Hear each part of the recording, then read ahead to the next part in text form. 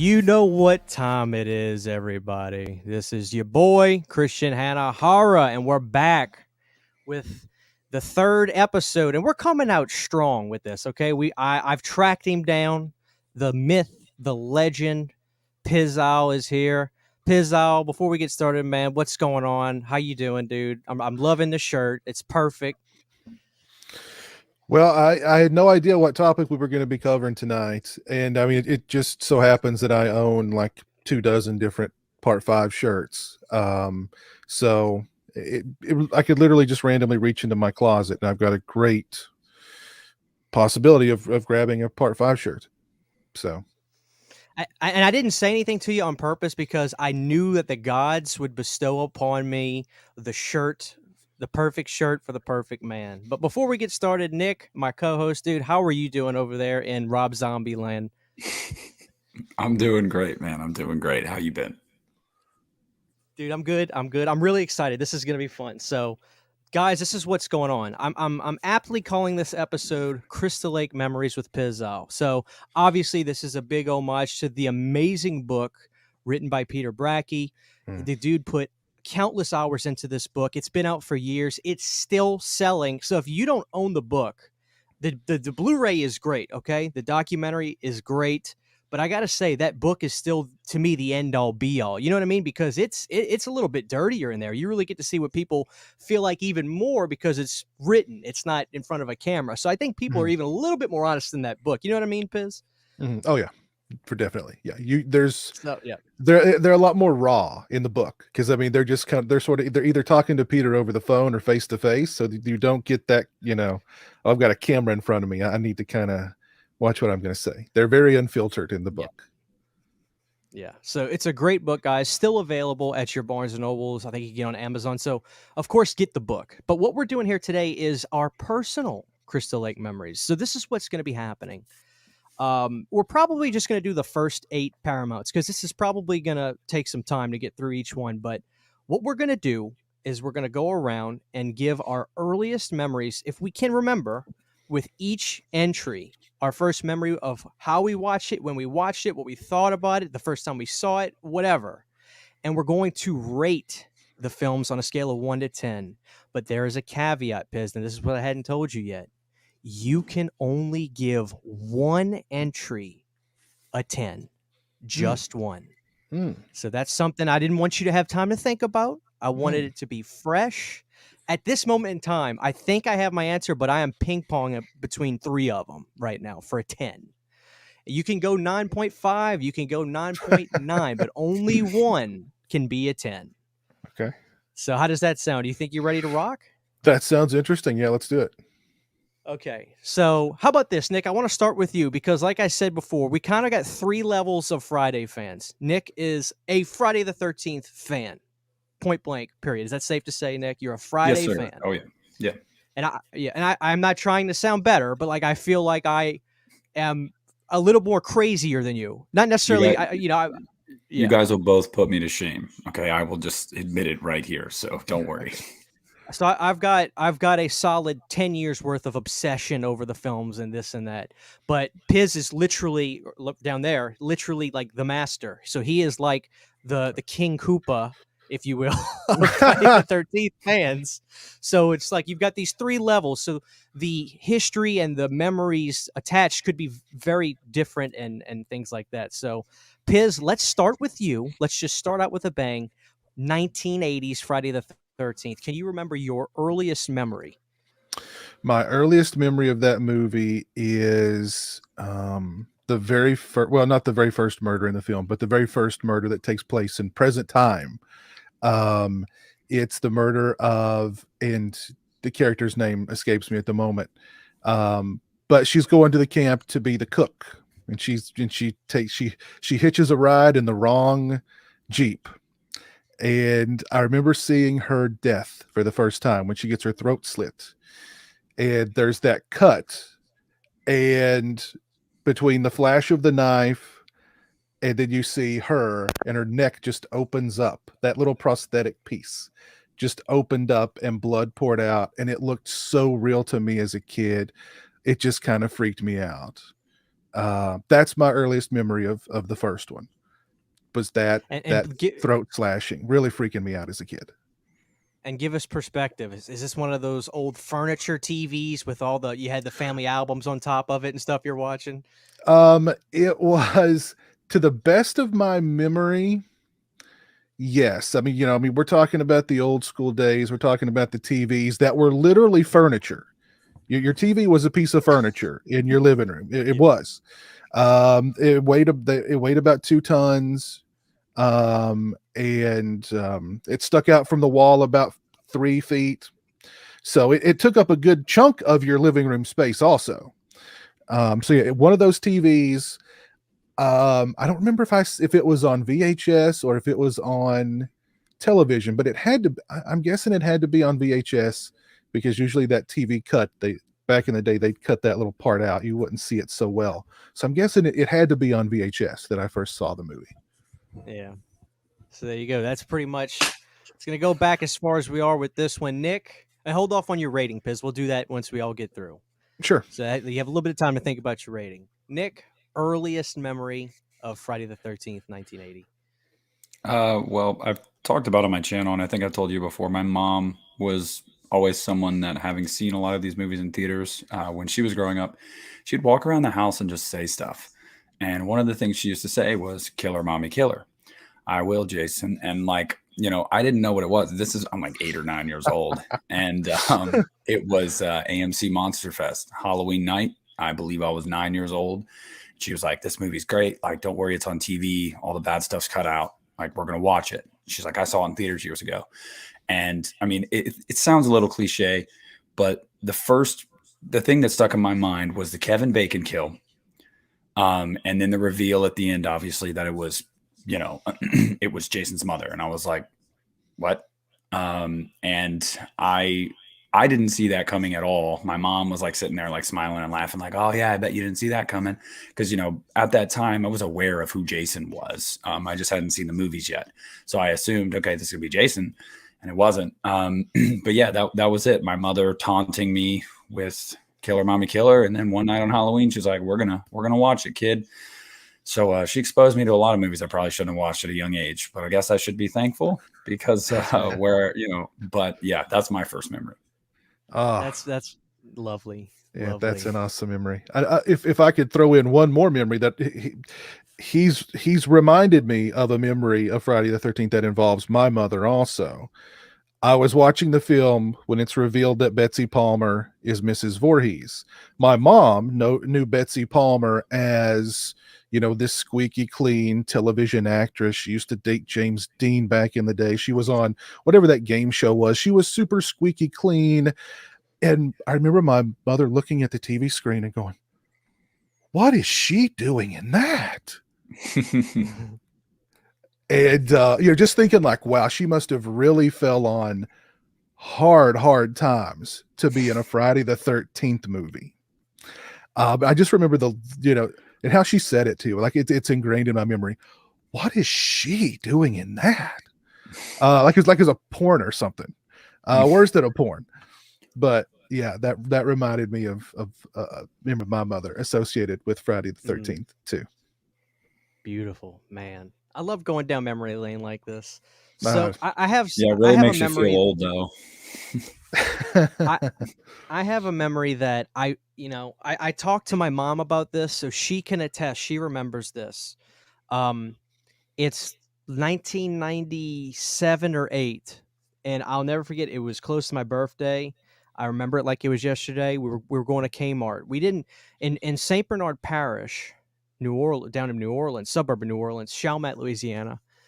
We had a big Kmart. We didn't have a Walmart. We didn't get a Walmart till literally a few months before Katrina actually struck, believe it or not. So we're going to Kmart. It's the weekend. I was in kindergarten or first grade, something like that. I was very young, but we were going to the Wrestlers because it was close to my birthday. My mom said, if you do good in school, I'll get you a Macho Man. I'll get you whatever you want. So we go into Kmart. I'll never forget my mom wanted, they had these gigantic plastic Coke bottles filled with caramel popcorn. and you could get a this is sound like it's a wrestling thing, but it's not, I assure you. There was a Steve Austin 316 one, and then you could get a NWO one. And my mom was like, which one do you want? Do you want one of these? We could eat some popcorn tonight. I said, oh, I want the NWO one. So we grabbed the NWO thing, and we're walking to the toys. And I've looked, Piz, high and low on the internet for an image of this. I can't find it anywhere. I stopped dead in my tracks. My mom was like, oh, look at that. That's scary. Christian, be careful. Those are scary movies. Don't look at the back or anything. I was like, what? And it was this log cabin looking plastic display. And it had Friday the 13th on top of it. And it was like one of those kiosk shaped things. And it was like 4 sides. And it was filled to the brim with that Friday the 13th VHS. It wasn't the original poster art. It was kind of like that reddish cover with a silhouette. And I've seen and it was filled to the brim with those VHSs. And my mom was like, oh man, my mom calls me Bubba. And she was like, oh, Bubba, those are scary movies. We can't get that. You can't look at that. And I was terrified. She goes, you know who Jason is, right? Don't mess with Jason, Bubba. You gotta stay away from that. And I was terrified. And I just vividly remember seeing this gorgeous, it was like a log cabin display filled with those VHS tapes. And I wanted to try to find a picture of it, but I haven't been able to find it. But that was the first time I ever saw, I didn't know the title. I just knew Jason. Of course, that's Jason. But I never heard the title before, Friday the 13th. So that was the first time I heard the title as a kid. And I was petrified just in the store. I was like, Mom, let's go. I want to get out of here. Like, the display scared the hell out of me. I had no idea who Pamela Voorhees was, but I vividly remember that log cabin. It's just like it was yesterday, the display, but I've never seen it again online. Do you remember anything like that growing up, Piz, in the late 90s? Not a kiosk like that. I remember the artwork on those VHS, those specific VHS. I know exactly what you're talking about as far as what they look like, but I never saw any kind of wood cabin kind of kiosk. That would be I'd love to own that. Geez, that would be really cool. But I don't think I ever saw anything like that. It's a shame. I've looked online. I've tried to Google image search it. I've never found it, but I talked to my mom about it. She remembers it she remembers that occasion. And she was like, yeah, I remember that. You were freaking out. We had to get out the store, blah, blah, blah. But that is my earliest memory. It's not even seeing the movie, but that is my earliest memory of the original Friday the 13th. So here we are at the rating portion of the original Friday the 13th. And just to reiterate to everybody listening, only one can have a perfect 10. And let's start with Nick. Nick, go ahead. We'll save Piz for last on this.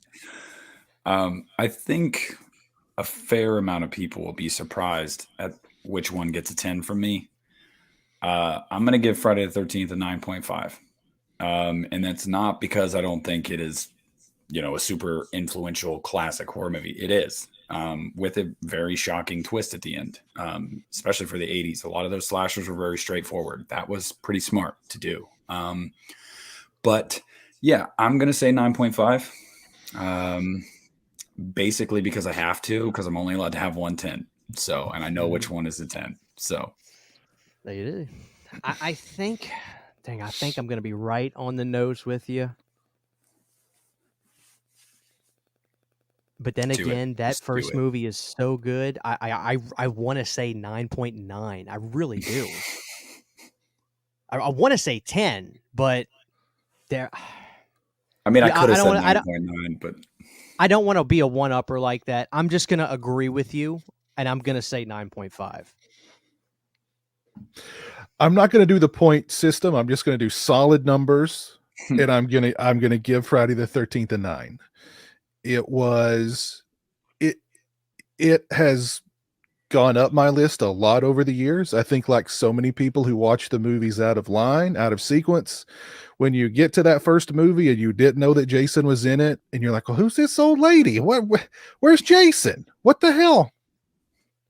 But over the years, the more I've watched that movie, the more I've really I mean, it's a great slasher movie. I think it's really well made. The atmosphere is fantastic. It's dark, it's doomy. I like the actor, I like the characters, I like the actors, I like the dialogue. I think it's a really solid, really well made slasher movie that doesn't get the respect that it deserves, to be perfectly honest. But it's definitely one that the more times I see it, the more times the more I appreciate it. So I would give it a very, very solid 9. There it is. So nines all the way around for the original We're, Friday the 13th. we're all saving our 10. Can't wait to see what everybody picks. Yeah. Well, I know Piz, and I think Piz knows what mine is, but I'm not sure about you. I think I know too, Nick. I would be surprised if we all. Anyway, we'll save it. I don't want to spoil it. All right, got Let's all right. move. Friday the 13th, Part 2. Earliest memory, Piz. Mm. The earliest memory of part 2 would have to be watching it on USA Up All Night during one of their Friday the 13th marathons.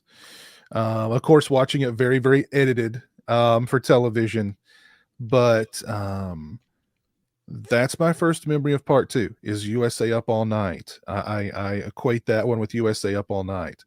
There's others that I equate with USA Up All Night, but I'm sure I saw that one for the very first time on USA Up All Night. But what I remember the most is not necessarily anything from the movie, but the promo for it that would play during USA Up All Night, and how like there was one shot where you see Jason's boot, and when he moves his boot, the little Friday the 13th logo jumps out at you from under his boot like he stepped on it, and it comes out at the screen. I don't know, that's just something that stuck in my head every time I watch the movie and I see that scene where Jason steps forward, and I think the Friday the 13th logo is going to come shooting out of the ground at me or something. But it would have to be just USA Up All Night. What that the earliest memory of part 2 is connected to USA Up All Night for sure. Was USA Up All Night? I caught the tail end of Joe Bob growing up, but I never saw the USA. Was was it a similar formula? Was there a host between commercials? Yes, you would have it. It was depending on if it was Friday or Saturday night. It'd be Rhonda Shear or Gilbert Gottfried, and Rhonda Shear was always the better of the two, of course, not just because she was a beautiful, buxom lady, but because she was just so into it and was having such a great time, and her little segments were just hilarious. And she would have like somebody dressed up as Jason, like sitting on her bed, and she'd be like, messing with him, or, she'd be like in a grocery store with Linnea Quigley in the middle of the night. Or just random fun stuff. So yeah. Beautiful, beautiful. Nick, Friday Part 2. Friday Part 2 was the same night as Part 1. I watched it that same night with my mom because after you get the reveal that it's Mrs. Voorhees, I was surprised, but I was a little upset because I thought I was seeing, the hockey mask dude. Where's the hockey mask dude at? My mom's like, no, the next one's on next. We'll watch it. We watched it. And I was still upset because he didn't have the hockey mask yet. So I'm like, where's the hockey mask dude? But I remember Part 2 actually scaring me more than the first one upon watch. And I think part of that just had to do with Jason's presence. But that was my first memory, was that night. I walked away from that movie saying, oh, that was so much better than the first one. And I think that was just me as a kid angry that Jason wasn't in the first one. And then I vividly remember after that, well, obviously we'll get to this, but my mom was like, those are the only two good ones. So like, don't worry about watching any of the other ones. As you get older, there's the only two good ones. She said the same thing about Halloween. So obviously didn't take her advice, but yeah, that night we watched them back to back, man. And it was fun. Hell yeah. I love it. All right. So for me, God, this is totally embarrassing. I was the atypical intro Friday the 13th fan. I've shared the story a million times. Nightmare 2 got me hooked into horror. And then after I watched all the nightmares, I did the Fridays. And I just went ahead and started buying them, right? I would go to the FYE and I would buy one, and then I'd go back and buy part whatever. I would just get whatever one they had because they never had every entry. So I would just get part 5 one week, get part 3 the next week, yada yada. Part 2 was the last of the first 8 Paramounts I remember buying, and I could have bought it earlier, but I didn't because I thought I was like the fan of the pomp and circumstance of the franchise, more like the latter sequels with just the Jason and what you saw in YouTube. You know, you'd go to YouTube and type in Avenged Sevenfold Jason, and you would just see a Avenged Sevenfold song play and be clips of Jason killing people. And it was always entries from the latter that I would see. So I was like, oh, those are the ones I want to watch. So I completely watched them out of order. And part 2 was the last one I watched because I was like, well, he doesn't even have the hockey mask. I don't want to see that. You know, sure enough, I finally watched it. I did love it. But admittedly, I didn't love it that as much as half of the other ones. Like, I remember when I first got into it, part 7 was the one I was like, oh, this is the best one. This is exactly what I want. But then after watching part 2, I was like, no, that really was good. And I watched the special features on those red case DVDs with the artwork that they did for those. And that was the first time I remember seeing, I think it was the first time I remember seeing Peter Brackey, because he was in the special features of that. And he talked about his book, Crystal Lake Memory. And I immediately went online, and I wouldn't be surprised if it was Piz whose video I saw or somebody's. I typed in Crystal Lake Memories, and sure enough, I saw the book and my jaw hit the floor. I was like, I need that. So that day, same day, went to Books A Million or whatever it was and found the book and bought it. And I read it front to back right after that. So I remember that was the earliest memory I can remember with part 2. So. Well, and yeah, Piz has actually made me over the years go back and rewatch some of the Friday movies. I'll watch one of his videos and I'm like, man, he really likes this movie. I went through his ranking a couple years ago when you did the ranking, Piz, and you like talked about every single one. And I like when you do those ranking videos because you can tell you put effort into it and time. And you know, some of these I'm like, some fans, casual fans, might think this is a deep cut, like I did. Like this movie might be a deep cut, but then you go and watch it and you're like, no, I mean, it has merit. So yeah, I mean, to what you said, Christian, dude, I've found myself many times being influenced by the videos Piz makes to go back and revisit certain Friday sequels. So That's cool. Yeah, That's cool. and over the years, your tastes kind of, I guess your tastes evolve. I don't necessarily want to say change, but for lack of a better word, I guess you could say that. But yeah, now, I mean, the posters that fly high in this bedroom, as you can see, there's a day bill of part 2 behind me. And, you know, back in the day, it was Jason Takes Manhattan posters and Jason Goes to Hell posters. But now, the older I get, the lower the entry number is that makes it onto the wall. So I've got an original part 1 poster and a part 2 poster. I've got a part 3 poster I'm going to put up in here now. Like, it's the earlier ones that I'm loving more now as I get older and watch these films more and more. So it's just interesting. The Friday franchise is insane. How many movies I have changed my mind on. There's more we'll talk about, but yeah. So Nick, what do you rate part 2? Man, you know, every day I wonder if part 2 is better than part 1. But I don't want to do the same thing. So I'm just going to do a solid 9 for part 2. Tomorrow, I probably think it's better than the first one. We flip-flop over here. But yeah, I'm going to say a solid 9. I think that it's just as good, in my opinion, as the first one. It's one of those rare sequels that just, you don't really drop off much in quality. And a lot of people think it's better than the first one. So yeah, I'll say a solid 9. All right. Well, I like the idea of staying out of the weeds and staying with a solid number. That's probably better. I do think at this moment in time that the first one is the one that eclipses it, but not by much. So I'm still going to stick with a 9 for part 2. So I'll give it an 8. Give it an 8. All right. For Muffin. There's going to be a 7, but Muffin just pushes it right over the edge. Muffin I thought you say it was Warrington, man. His hard work pushed it. Well, I mean, you know, Warrington's the real Jason. Everybody knows that. Everybody knows that. Okay. Moving on to Friday the 13th. Let me ask you, is it Friday the 13th 3D or is it Friday the 13th part 3? I've always wondered the same thing. The end credits say part 3. Tell us, Come on, Piz. Piz. We need you I now. mean, We need you. I remember a lot of the didn't the posters say like Friday the 13th? Well, I think some of them did promote the 3D. Some of them kind of didn't. Like, yeah, that's like the classic one.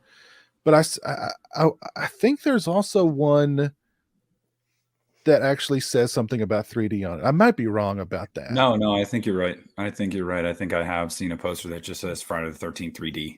Yeah, 3D exactly. Yeah. Yeah. So, Well, yeah. go ahead. Oh, yeah. I was going to say I think I think they may have promoted it more the 3D when it was in theaters, and then once it got onto home video and so on and so forth, they kind of it was just became more part 3. But that's most likely what happened. I would think. Piz, before we get onto this, I've got to ask your opinion on something. Okay, what you're looking at, as you know, just as well as everybody else, is this is the initial run of the Paramount DVDs. Why did they change the artwork to unoriginal poster arts or home video releases rather than the posters for these midway? Why do you think they did that? I don't know. That's a good question. I have no idea. I think the thing about all those releases and why they're so wonky is because Paramount just gives them to whoever's working in that department. They're not fans of the series. They don't know anything about the series. Their job is graphics. So they're making graphics for their job list is Mission Impossible. They show up to work and Monday your list is Mission Impossible, Forrest Gump, Friday the 13th Part 6. So they approach Friday the 13th Part 6 the same way as they approach Mission Impossible and Forrest Gump. They just kind of, I mean, if you look at what the that new Blu-ray set that's coming out this year, there's three images of Part 7 Jason on there, and you've got Part 2 in the corner looking like the odd man out. You know what I mean? Nobody who's a fan of that series put that together. That was just like, okay, we'll put a Jason here, a Jason there, and a Jason there, and a Jason here. But did you realize that those are all three the same Jasons? There's more than one Jason. Yeah, so that's the reason why when you open up the 10 box set, you see Willa Ford staring right at you. Not Mrs. Voorhees, not Mrs. Voorhees' head, not Jason, not Alice, Willa freaking Ford. That's because somebody just typed in Friday the 13th on Google. Bam, there's that image. They threw it on there. So there we go. All right, Piz. Earliest memory, 3D. Part 3 in 3D. What would be my? I actually think my earliest memory of that one involves me taking it off the shelf, turning it around to the back, and going, "Oh, he's got his hockey mask now. We're gonna rent this one." Because on the back of the box, you see Jason like reaching through the window of the van to get Chris, and you see he's got the mask on. And for some reason, I remember taking the VHS box off the shelf and looking at the back of it and being like, oh, feeling like relief or excitement. Like, okay, he's got the mask in this one. Because I watched them all out of sequence. I would love to know. I'd love to go back in time and see. I know which one I started with, but I don't remember where I branched off from there. But I'm pretty sure some of the older ones were after the newer ones. So part 3 was probably the 4th or 5th one I saw. Probably after 1 and 2, actually, to be honest, because I'm like going, oh, okay, he's got the mask in here. Good. So I think that's my earliest memory of that movie is picking up the VHS box and going, oh, great, he's got the mask in this one. I've got to rent this one. And this is just a random question. In terms of the posters, this isn't something I don't think I've ever asked you before. Are you a fan of that Part 3 poster with the showers curtain with a silhouette? Yeah. I think it's simple but effective. I've never really dug the wood grain look of the logo. I like that classic, like a white logo in the Friday the 13th with like the blood on the 13, like the wood grain stuff on that one. Yeah, I've never been a big fan of that logo, but I like the overall image of the knife going through the shower curtain, and coming at you kind of thing. Yeah. And interestingly enough, they use it again on the this is a Blockbuster copy I bought when they went out of business. It's the Mm, same font, just they put it in red right in the there. red, So yeah. I think if we want to talk about posters really quick, I think part one is still the best poster. That's the one that I saw in the video store on the VHS box, looking at it and just being like what is this? Yeah. intimidated by that artwork, like being kind of like, ooh, this might be too scary for me. Because I remember thinking like, okay, so all these little cartoon people are gonna die. They're all trapped in the woods, and somebody's gonna kill them. There was something about it that really, I don't know, it kind of got under my skin as a kid, Mm-hmm. and it intimidated me before I'd even seen the film. Yeah. Beautiful. Beautiful. All right, Nick, let's do it. All right, let's do it, man. So, if I'm remembering correctly, my first memory of part three was I have a buddy named Tommy. He's a little bit older than me, Friday fanatic, and I'm not kidding you. Looks like Piz. I've always told him that, and I'm like, dude, are you sure you guys aren't the same person? And you do this, you Good do looking this, son of a gun. you moonlight as Pizowell. But he loved it. And one night I was staying at their house. I was probably 12 or 13. And he had one of the releases with the 3D glasses. And I remember we watched it. And I'm pretty sure, obviously, it didn't work watching with the 3D glasses on just a regular old TV. I think it was a box TV, too. So, no, it didn't work. But I convinced myself that it did. I was like, whoa, that came right at me. And that was obviously just the camera work. But that was my first memory. And the thing that stuck with me about that movie, and when I think back, my first viewing, it was when, God, I can't remember the dude's name, when he's walking on his hands and he gets cut down, like right down the middle. And then she's laying in the hammock and looks up and he's just right up there in the freaking rafters bleeding on her. And you see him like cut in half. Like, that always stuck with me. But yeah, that was one of those late nights, 4 a.m., eat pizza rolls, drink Mountain Dew, and watch horror movies when you're a teenager. That's what we did. Mm-hmm. Oh yeah, Middle America right there. Mm-hmm. One of the best kills in the series. I mean, just watching, every time you watch that one, doesn't matter how many times you've seen the movie, when that one happens, you just gotta cringe. You feel that one. Oh yeah, yeah, so, the best. Not pretty. No, not pretty. What about you, Christian? Okay. Yeah, so my brother, so at this moment in time, my brother had graduated. He's been out of high school for a few years. He was in college, and he was really good to me. Still is, still this day. And when I really got into horror, he was like, "Yeah, I'm gonna watch these movies with you," And he's the guy that affectionately, that one faithful night, was like, "Hey, Christian, we watching any more of those Jason movies?" I was like, "Yeah, we're gonna watch this one." And I handed him Jason Goes to Hell, and he goes, "Oh hell yeah, Jason Goes Straight to Hell. Let's watch it." So now I can only call it Jason Goes Straight to Hell. But anyway, so he used to do this thing where I would do stuff to help him out. He had a sound business where he would do DJ gigs and basically show up with a laptop with LimeWire with a million songs on it, and he'd have playlists called weddings, trap parties, whatever. And he basically show up, plug the speakers up, hit the play button. Yeah. 2 hours later, collect his money and go home. Yeah. So I would help him out sometimes, and he would always take care of me on the back end. So we did it. I remember I helped him out at Louisiana Tech doing a pool party thing. He goes, Christian, come do this show with me for 3 hours. I'll make it worth your while tomorrow. I was like, okay. So we do the show, go to sleep that night. He used to have one of those it was like a little can with the horn on it, the ones that go like you see him at football games. He comes into the bedroom. I'm sleeping. I'm sleeping on a futon in my bedroom because I had a futon at the time. He goes, "Whoa!" Cranks that thing. He goes, "Get up, let's go. Let's get something to eat. Get you a Blu-ray." I was like, okay. So I get up. He takes me to Taco Bell. We tear up some quesadillas. We go to FYE. And at this point, I was midway through buying the Paramount tapes. I hadn't bought the other ones yet, Jason X or Jason Goes to Hell yet, because I was just wanted to get those. I really liked the artwork they did for those deluxe editions. So I was like, let me finish getting these and blah, blah, blah. I had bought them out of order, and this was like the fourth or fifth one I was getting. So we go to FYE, and there's part 3. Grab it. He goes, that's what you want? I was like, yeah. We check out, takes me home. That night, we're hanging out. We go hang out with our buddy's house. We get back, and Trey's like, you going anywhere tonight? You going to see your girlfriend or something? I said, no, I just want to take it easy. He goes, let's watch that Friday movie. So we open it up.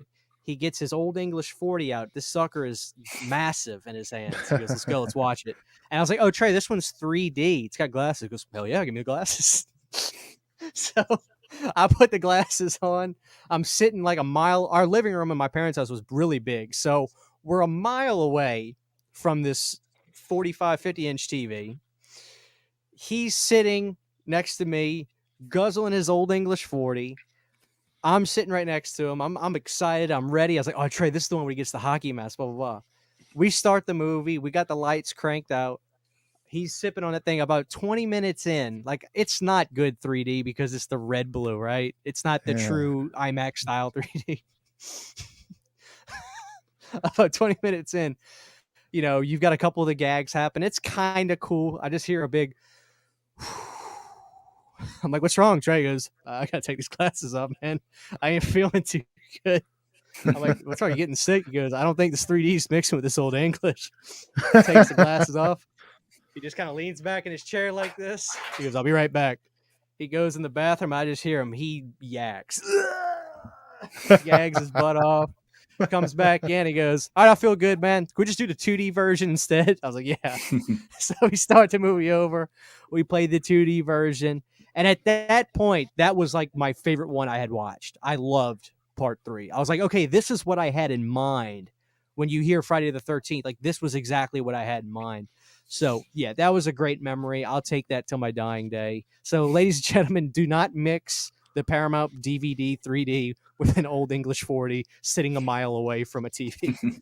Yeah, I wouldn't mix Old English with anything. Just let old English needs to be its own dish.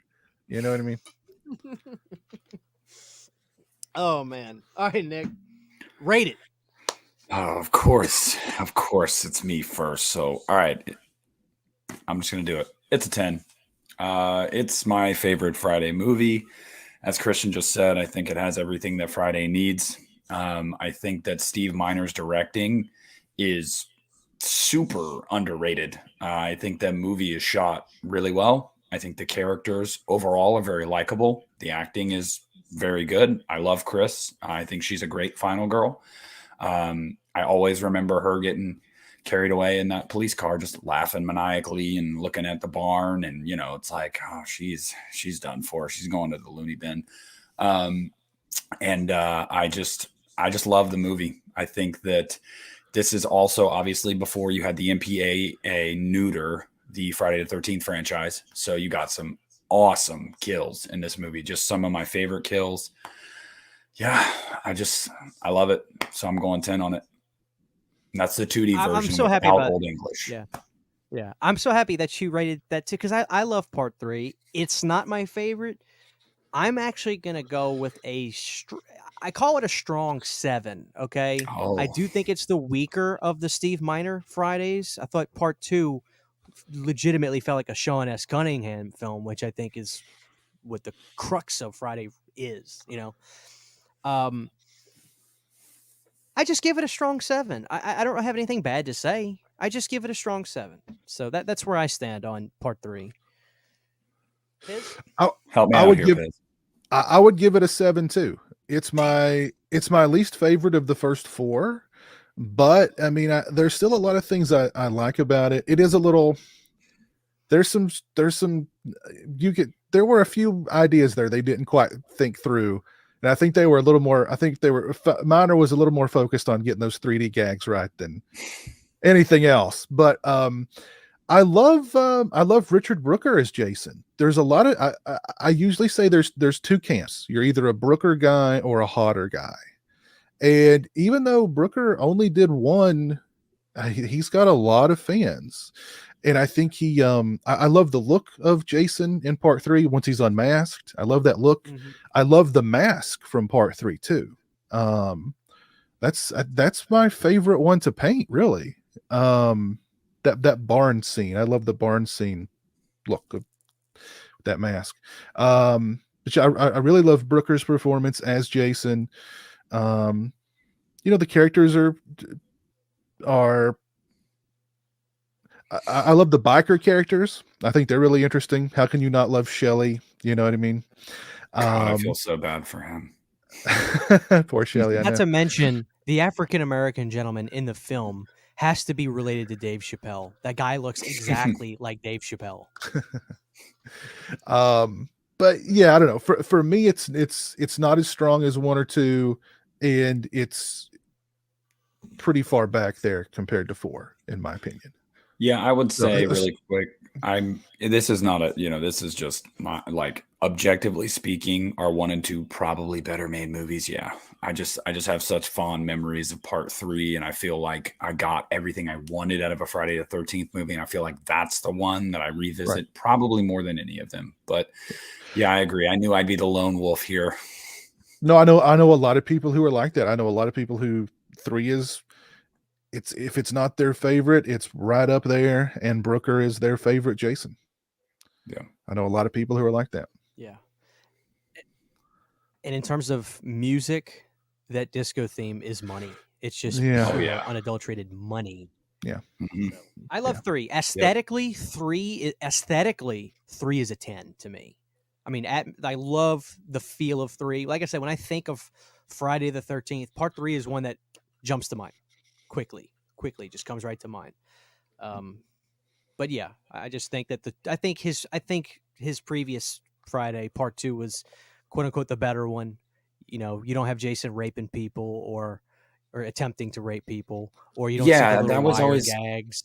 That was always confusing to me. That was always confusing to me. And the wire gag with the snake, which is so obvious. But at the time, it was so. I mean, it's fun. I mean, it's fun. Yeah.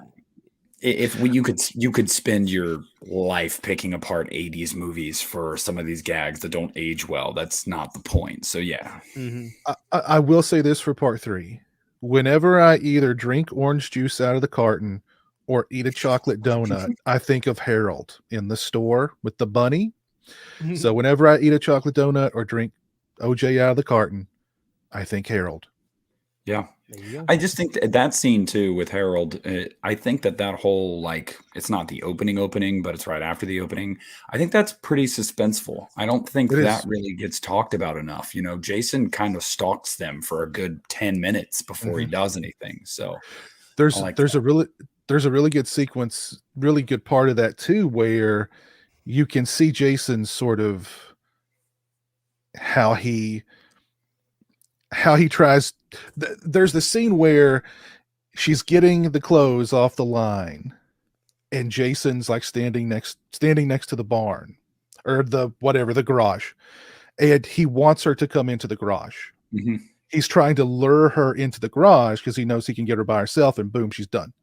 But she doesn't go into the garage. So you kind of see a little bit of the mindset of Jason of, like, there's something going on in his head. He's not just, there's something going on up there. He understands, okay, let me separate her. Let me get her away, take care of her. Then I'll get Harold with the donut. I'll stuff the donut down his throat.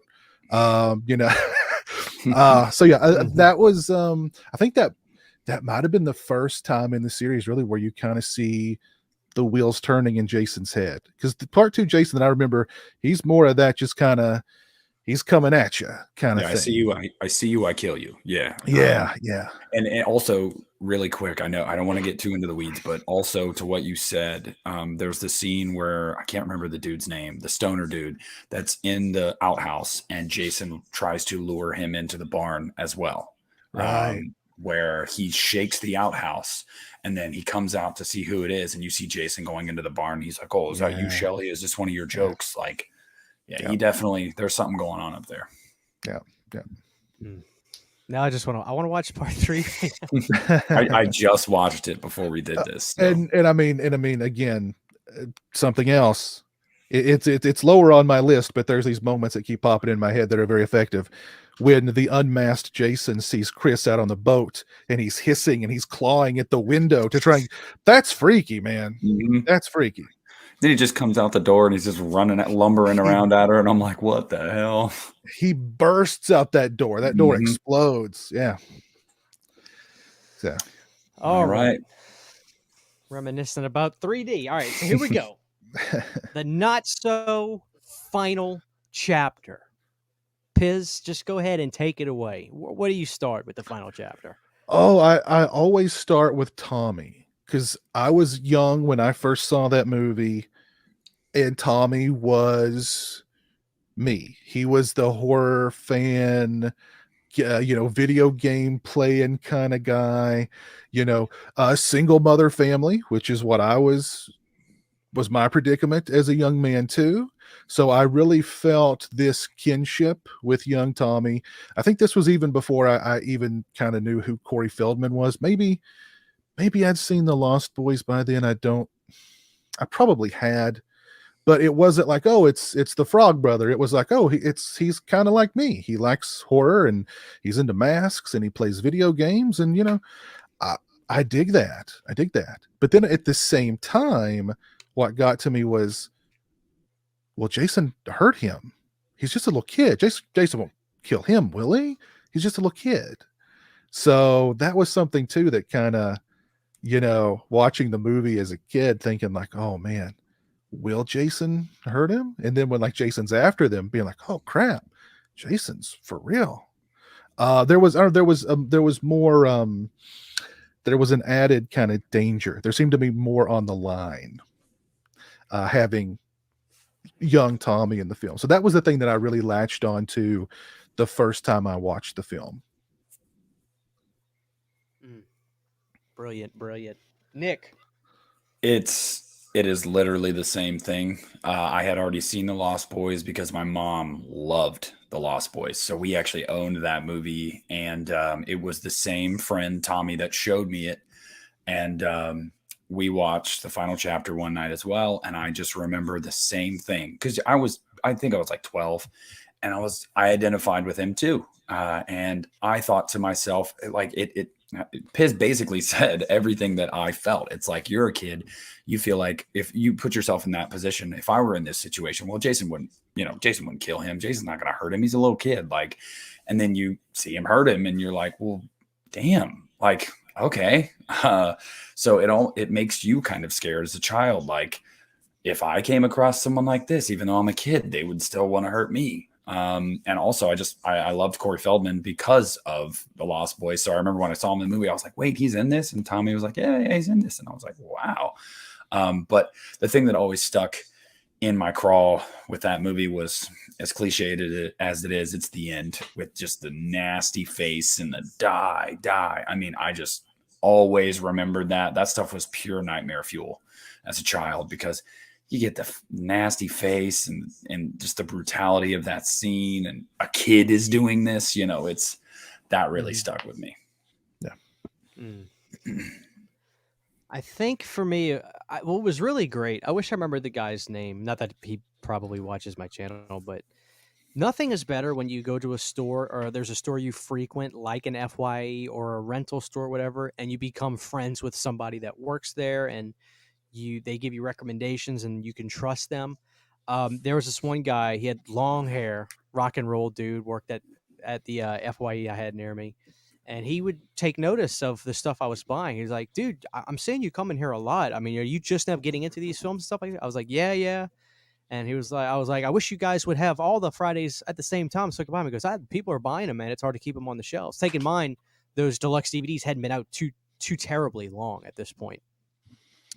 And sure enough, it was another trip, got the final chapter, and I'm such an idiot. I got everyone I had those covers over them, those holographic slip covers. Yeah. I threw them away. I got rid of them like a dummy. I was like, I don't need these, which I'm apparently not the only person who ever did that. But, sure enough, I go to the checkout counter. Guy's like, have you seen this one yet? I was like, no, man, I've kind of bounced around. I saw the first one, then I saw the third one, then I saw the sixth one. Now here I am. He goes, oh, man, this is the one. And so, like, when I bought it, I was like, oh, boy. And I was like, I even said this. So the last one's the best one or something? Because it doesn't say part 4 on the cover. It just says final chapter. Right. And like I said, I was ignorant. I was just right to get into this. He's like, oh, dude, this is the best one. I was like, "Oh, so they saved the best for last?" Huh? He goes, "No, no, they didn't. I mean, this is the fourth one." I was like, "Huh?" And he's like, "Don't worry about it. Just go home. If you watch part 3, this is part 4. This is the best one." So the anticipation, that was the longest car ride of my life because it was a 30-minute ride to the mall. I was ready to see this movie. It was literally like a week before Halloween, so the mood was right, everything was right. And yeah, that movie, it sure enough, my brother watched that one with me, and we were both like, dude, this one's great. That Jason is the last one I'd want to run into because here's a big burly dude. And I had the chance of meeting Ted White. He's not a gimmick. He's an old man still going. God bless him. Stay with us, Ted. He's a big son of a gun. That's a big man. Okay. And I remember watching that movie. It's like, okay, that Jason I would be terrified to be near. Loved the movie, loved Corey Feldman. He was always the Gremlins kid to me because I hadn't seen Lost Boys until my latter teens. So, matter of fact, I think I actually saw Friday 4 before that, but I had seen Gremlins growing up. So he was always the Gremlins kid to me. I was like, oh, there's the Gremlins kid. Oh my God, it's Marty McFly's dad. Like that's of course that's how I Yes. knew Crispin Glover. Mhm. And so I remember the dance stuff, and I was like, "Whoa, that's different. That's different." But I accepted it. I accepted it and all that. But yeah, that was probably one of the best first time watches of my life with a horror movie. I mean, seriously, loved it. I just loved every cell of that movie. So I think a lot of people do, but yeah, great memory. Mhm, I miss those days. My FYE is now gone, but great times, great times. mm. All right, Yeah. so we getting right into the rating. No, let's let Piz go first because I think this is your 10, but I want to hear what Piz thinks. Okay, sure. Yeah. I think I mean for me the final chapter is like the perfect slasher movie. You've got great body count, you've got awesome effects, you've got I mean like you said, Ted White is I think he gets overlooked when it comes to Jason's. Like I said, that you're either like a Brooker guy or a Hodder guy, but the part 4 Jason is really a sinister, diabolical kind of Jason. He's killing people, but he's also like, pinning them to doors and putting them in different places to scare people and like create barriers. And he's really bloodthirsty in this film. Some of those kills are just, I mean, the guy who gets the spear in the groin and he's lifted up out of the water. Oh my God, that's just, oh, just thinking about that makes me cringe. Um, the characters, and I think it's really well written. The family element of that film is fantastic. All those characters are just really great. And I think the movie doesn't get enough recognition for how well written it is also. So if I'm coming at the final chapter purely objectively, I'm giving it a 10. um because again, I think it's the perfect slasher. And the people behind the series knew how well it was, because when they were making part 7, after the Freddy versus Jason thing got thrown out, Frank Mancuso Jr. told Daryl Haney, just watch part 4 and rip it off. So they even knew this is like the best one we got. So if I'm coming at the series 100% objectively, I mean that one would be number 1 on my list. It's a 10. Yeah, I I gave out my 10, but I do I do agree with every point you made. I think that the final chapter is way better than a fourth movie in a horror film series has any right to be. And I feel the same way about a movie like Halloween 4. So I'm going to go with a 9. But I will say that I probably watch the final chapter more than I watch the original or part 2. So, It's a 10. yeah. The final chapter is the one I watched the least. And you want to know why? It's because the final chapter is a special event. Whenever I put that one on, it's a cut above. It's a special event. It's a main event movie. I don't want to watch it once a week, once a month. I may watch it twice a year at most because when I put it on, it's a special thing. so I don't want to watch it too much. Like, there's a lot of comfort. Return of the Living Dead 2 is one of the most like comfort movies I know. I just watch it all the time. It's easy to throw on and kick back, relax, go to sleep to, take my mind off things. But there are main event movies, and the final chapter is a main event movie. So I literally purposefully space it out so I don't get used to the film. So yeah, Mhm. it's a 10. I think it is one of the greatest slasher films. Of course, I haven't seen all of them. I have a ton of them. I need to see tons of them. I need to see, but I call it the greatest, one of the greatest slashers ever, if not the greatest slasher ever. I love it. It's Mhm. perfect to me.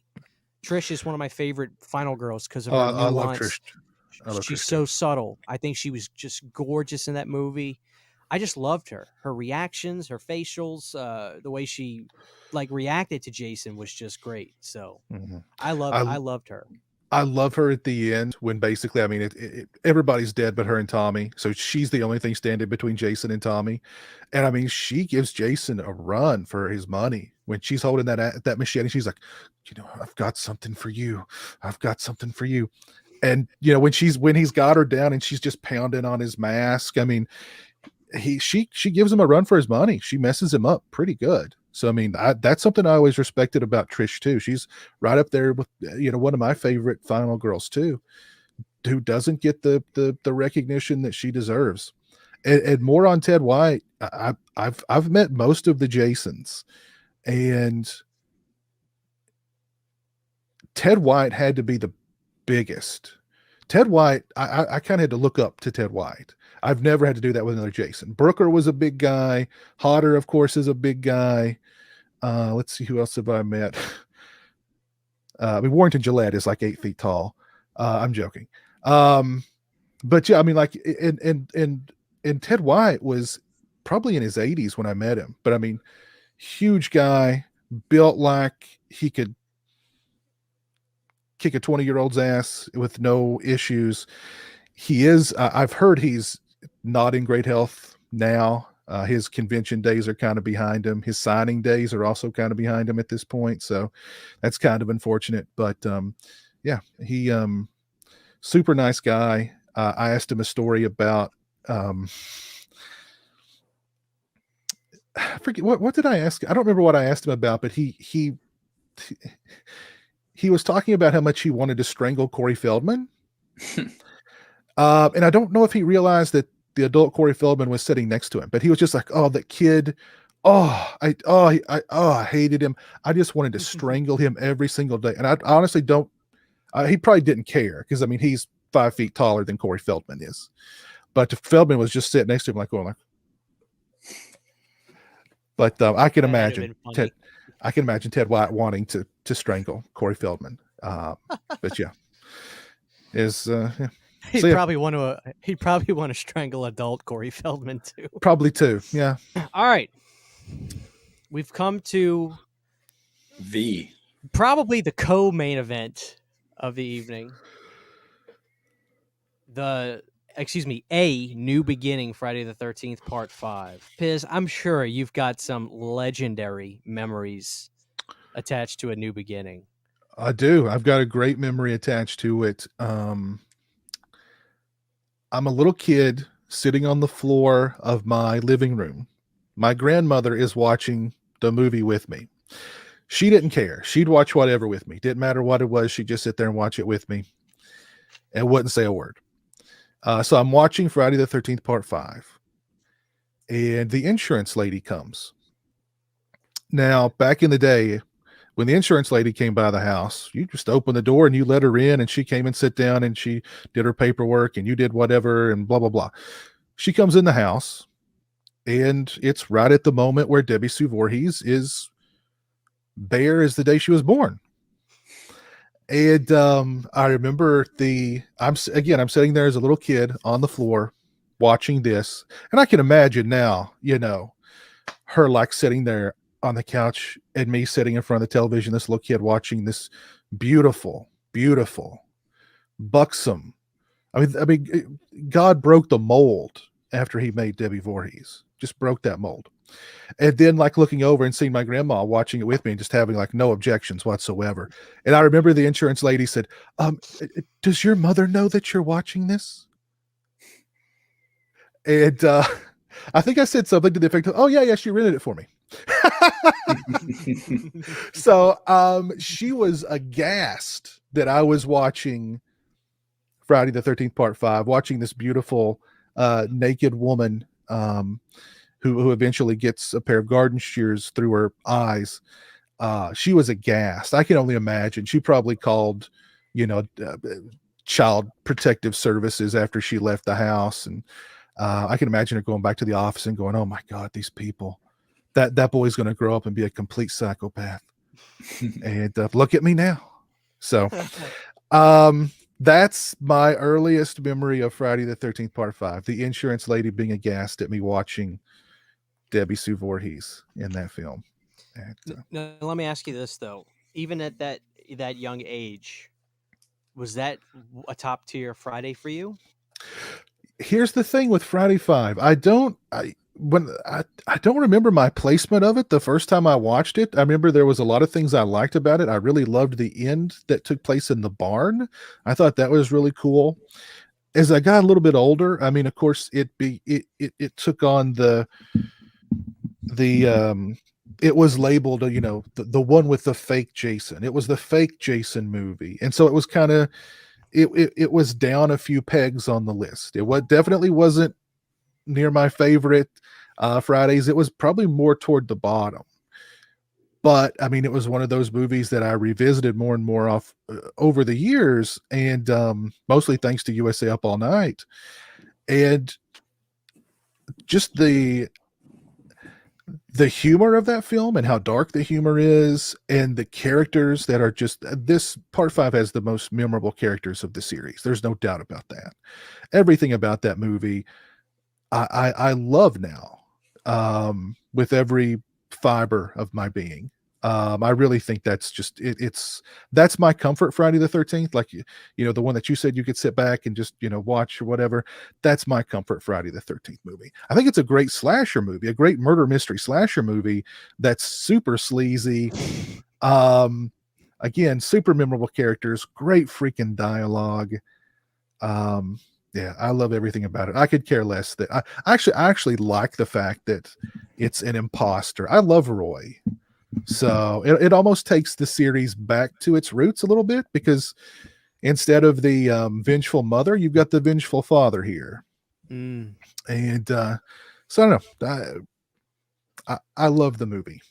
Yeah, and we know you love it. It's very well documented, your love for the movie. Very well done. That's a great story. That's a great story. The insurance lady. Maybe she's coming around on Friday Part 5. I kind of doubt it. I'm sure at church on Sunday she was like, I've got a special prayer request. That little boy, him watching them awful. That woman's boobies were so big, and they were bigger than he was. And then she got then somebody cut her eyes out with garden shears.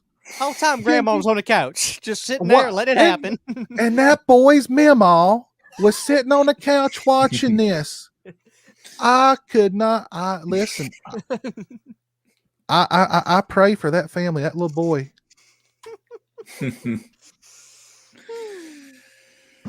Nick, come on, man. Let's talk New Beginning. Well, it's two things. My memory with it. I watched it by myself. One night, I was probably 15 or 16. I can't remember if it was on Stars or HBO or something late at night. So it was uncut. So I got to see that beautiful woman in all her beauty as well. That stuck with me for quite a while. But the thing that the memory that I have from that movie is, I can't remember the guy's name, but Roy's son, when he just gets hacked up. I mean, out of nowhere. Out of nowhere. I mean, I was just taken aback by that for like 30 minutes. I'm still sitting there like, did that really just happen? Like, and let me ask you this though, Nick. Would you have killed him too? No. I mean, might have like pushed him at most, or yeah, because he like the dude yelled at him. Like I get it, but to go from like get away from me to I'm gonna hack you up, I was like, that's a leap, man. And but also too, I always remember like I didn't know it was Roy, but they really lay it on thick at some points in the movie. Like when he's just looking at his son's body and he looks up at the camera and it's just his face and it's just you're just Yeah. looking at him. You got that score and you're just like, okay, this guy's pretty pissed off. And there's a couple scenes like that where they really focus on Roy and his reactions. So after you watch the movie and you find out it's Roy, you're like, yeah. I mean, they were leaving that freaking those breadcrumbs the whole time. But yeah, that's my memory of it is that woman and that kill. That's what I can remember. Mm. You know, it's what you're saying too, though. Um, when I first watched that movie too, I seriously just thought that the paramedic was glad Jason was killing everybody. That's what I thought. You know what I mean? Because I didn't. Yeah. I just figured, well, the makeup was kind of different from from 3 to 4 anyway. So I guess I just figured, let's make it blue. That's cool, right? Like I just figured it's the 80s, you know. Yeah. But my memory is kind of like part 3. Again, my brother, he took the Friday journey with me when I got hooked on him. We go in my bedroom one night. I remember we had a Sega Genesis jam session one night, and he was like, "Dude, let's play Ninja Turtles on Sega Genesis," and we beat it. Took us all night. We beat it. Hyperstone Heist, great little game. Got done with that. He's like, "Dude, let's watch another Friday. Where we at?" I said, "A New Beginning, Part 5." He goes, "Let's do it." Sitting on a bed, we're watching the movie, and we're digging it. We're loving it because that movie with friends is even better. You Oh know, yeah. because you can have fun, you can laugh. We're dying laughing at, you know, ma'am, I haven't had a meal in 3 days. Can I work it off? Get behind the damn chicken coop and clean up. You know, Yeah, yeah, you know. So we're in tears laughing the whole movie. And I remember we get to the final sequence again. I love it. Top of the barn, great stuff. He falls, boom. You see the dude's mask kind of flip off. I look with a face of I have a face of confusion. Like what? I look at my brother. He's got his old English 40 halfway gone. He goes nonchalant. Oh, that wasn't Jason. yeah. And I just started laughing. And then they explain what happens. And then just a great memory. My first time watching these films were so fun. My brother was there for a lot of them, and you know, he knows these movies by I guess osmosis because of how much I would watch them. He can kind of like he knows Roy, he knows this, he knows that. But yeah, man, watching those movies for the first time, getting them from FY. And I remember when I went to FY, this is gonna sound weird, but I went to FY to get the movie, and sure enough, they had the deluxe edition DVD and they had the Paramount initial DVD. I look at both of them. I got both in my hands. They're the same price. Okay. He goes, Christian, which one you getting? I was like, I don't know why. I kind of like this older looking one. He goes, let's go get it. So sure enough, I went home. I don't own the deluxe edition part 5. That's the only one I don't own. I have the Paramount initial one where they started changing the artwork. That's the one I took home with me. So, you know, granted, I own it now through you know, subsequent Blu-ray releases and whatnot. But yeah, that was the first time I didn't buy the deluxe DVD edition. I brought home that initial Paramount DVD. So, oh man, great times.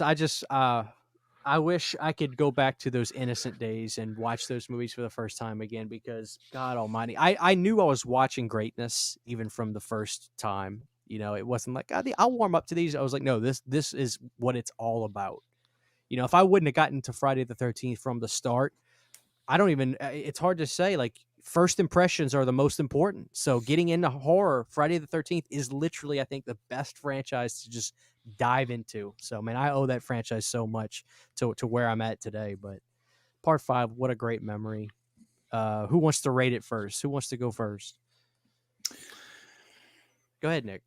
Well, it's a solid, very solid 8 for me. I don't care that Roy's the killer. at all. I think it makes sense. And as Piz said earlier, the twist on the vengeful father I thought was really interesting. I mean, this is the black sheep of the franchise, as Halloween 3 is the black sheep of Halloween. And, I mean, you could go with every franchise. And I tend to always like the black sheep. Uh, I really enjoy part 5. I really, really do. I think it's a blast. Well, Piz, come on. What are we rating part 5? Well, I mean, if I could give out another 10, I would give it a 10. My heart is a 10 on this one, all day, every day. But since I can't give it a 10, since I gave 4 a 10, and I'm happy to give 4 the 10, I'll give 5 a 9. 5 to me is, I'm so happy that over the years the movie has gained an audience, and I think that's really cool, because it really was the black sheep for a long, long time. Before the New Line Fridays or Jason movies, whatever you want to call them. This one was definitely the black sheep. This was the one that people didn't like. This was the fake Jason. And I don't know. I think it is a big, when you look at the tone of that film compared to the first 4, there's a big difference. This is the 70s grindhouse Friday the 13th, and it looks like a 70s grindhouse movie. So yeah, tonally it's a big shift, but I don't know. I loved the shift. So There you go. I couldn't say it any better. I mean, how do you not give a movie that has a mental hospital and axe wielding class apparently unsupervised? So it's a 9. It's a solid 9. If I was gonna, actually no, I don't know that I would give that one a 10. I really have to think about it. When we get done with this, if we had to give one more 10, we'll talk about that. But Piz kind of already answered that. But let's go. Jason Lives. We got a few more movies. Jason Lives. Piz. Where do we go? Where does a young Pizowell see Jason Lives? see, the thing about Jason Lives is Jason Lives was never, I never saw it on TV. It was never part of the USA Up All Night. When they would do their marathon, they would usually leave out 4 and 6. Couldn't So afford them. I don't know. I really don't know. I don't know why. And part 6 is really, I mean, that one wouldn't require a whole lot of editing. They're doing a lot more editing on 2 and 7 to make them appropriate for television than they would have to with 6. I don't know what the deal was there, but 6 was never like part of those marathons for some reason. So that made it kind of, I don't know, that made it elusive to me. Like, I really wanted to track it down and watch it. So the first time I saw it was on VHS. I don't remember where I got the VHS. But the first time I saw it was on VHS, a purchased VHS, not a rented VHS. I bought the VHS. So I mean, that's my first memory of part 6, is how kind of elusive I thought it was, because it was never on television. That made it kind of special, to the point where I just went straight out and bought the VHS tape.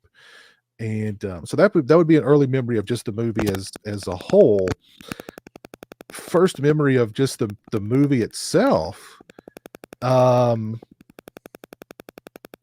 think it would be more of an overall memory of the film, just being like, wow, this feels like a real movie kind of thing. Like, there's action in this movie, and there's humor in this movie, and there's a rockin' soundtrack, and oh my god, I love this part in the end on the lake. It was like they put some money behind this one, and they brought in a good director and a good writer and a really strong cast. And wow, it's like, they've made a real movie here. I don't know, that's my kind of memory of not a particular scene, but just overall thinking like, man, they're kind of up in their game here. So Beautiful. So was the VHS, that when you got the VHS, that was at a first time watch? That was a first time watch. When I bought the VHS, that was the first time I watched it. Very, very cool. Yeah. I love it. Nick, what about you with Jason Lives? Jason Lives was another movie that I saw via my friend Tommy, because he had all of them. And I remember watching Jason Lives and kind of like what I said with the final chapter. Okay, this movie is way too good to be a sixth movie in a horror franchise. There's no way. But I remember it was another pizza roll and Mountain Dew coma induced night. And we also played Halo afterward I was on gonna say, was Xbox. Xbox involved in Yeah, this? of course. But the memory that I have from the movie that sticks with me still is I remember the beginning and I remember my reaction to Tommy and his friend digging up Jason because Tommy wants to be sure. And his friend is the biggest pushover in the world. No, we shouldn't do this. Here, help me out. Okay, I guess. No, we really should stop. Well, I'm not going to stop. Okay, I guess. I'm just like, the whole time, I'm like, why are you even talking? You're not going to stop it. Like, he just frustrated the hell out of me. But, and then I remember Jason being resurrected by, the lightning and everything. And I was like, oh, whoa, that's weird. And it just seemed like you got the tone of that movie right from that resurrection. He gets up and he's pissed. And I knew, like, okay, this is going to be gnarly. And I always remember the sheriff too. I hated and I loved the sheriff. I hated that he wouldn't even just check. Tommy's trying to tell him, like, dude, just go here, do this. Like, he wouldn't even just check. He's like, no, you're crazy. And I get it. We want to bury the past. Forget about it. But he pissed me off. But then I loved him and I hated to see him die. But yeah, part 6, I have fond memories of that.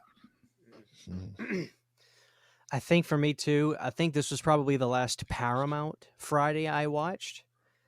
I remember, same story, going to the store, getting it, all that hoopla. I remember watching it on a Friday night, and till this day, when I do watch part 6, I try to make sure it's on a Friday night, because that one feels like the day Friday to me so much more than some of the others. Like, part 3 is a Saturday night movie, it feels like. And I think in the way it goes, it's kind of close to a Saturday night anyway. Or part 2, one of them. Part 2 or 3. One of them actually takes place like on a Saturday. But my point was, I watched that one on Friday night, and I thought, holy crap, this is the best opening sequence out of any of them I've seen. I loved the opening sequence. But then I didn't really love the movie, and I didn't like it for a while.